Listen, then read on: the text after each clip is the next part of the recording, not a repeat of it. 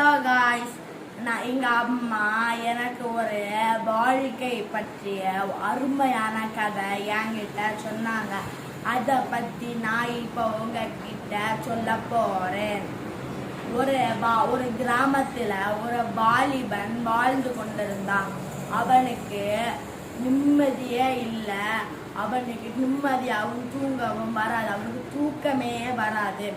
அப்பாவே ஒரு வாட்டி ஒரு முனிவரை சந்திச்சு அவனுடைய பிரச்சனைகளை எல்லாத்தையுமே சொல்லும்போது அந்த முனிவர் அந்த வாலிபரிடம் சொன்னா, எனக்கு ஒரு உதவி செய்வியான்னு சொல்லும்போது அந்த வாலிபன் சரின்னு சொல்லி அந்த முனிவர், நான் உனக்கு ஒரு இடத்தை காணிக்கேன். அந்த இடத்துல 100 மாடுகள் உண்டு.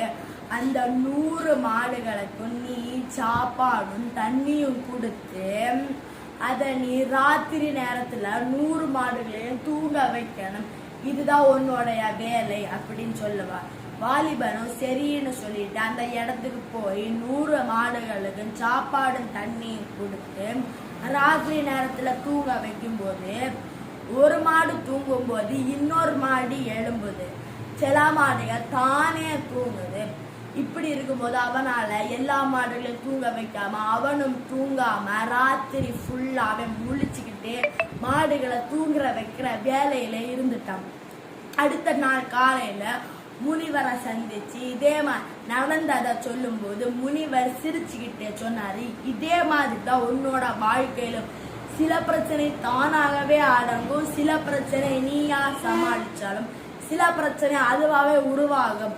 அதனால நீ பிரச்சனைகளை கண்டும் கவலைப்படாடா. நீ இந்த பிரச்சனைகளை கடவுளிடம் ஒப்படைத்து நீ நிம்மதியா தூங்கு அப்படி சொன்னாரு முனிவர். சரின்னு சொல்லிட்டு அடுத்த நாளுக்கு மறுபடியும் அவன் அந்த இடத்துக்கு போய் 100 மாடுகளுக்கு சாப்பாடு கொடுத்து தூங்க வைக்கும் போது சில மாடுகள் தானே உறங்கினாலும் சில மாடுகள் தூங்கல.